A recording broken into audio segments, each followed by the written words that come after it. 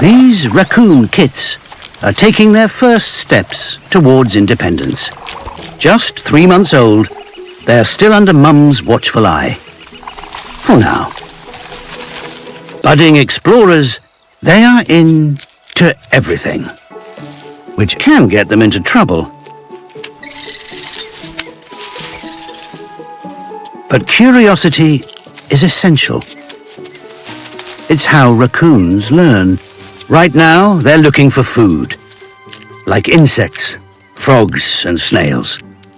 But unlike most mammals, they don't just hunt with their nose. Independent toes make their paws as dexterous as our hands. A creek can be a challenging hunting ground. Just like a cat's whiskers, fine hairs on their fingers sense the tiniest vibrations. But it takes time to figure out what's what. So, if at first you don't succeed, try again. Gotcha. A tasty crayfish. Not a bad end to a morning's work.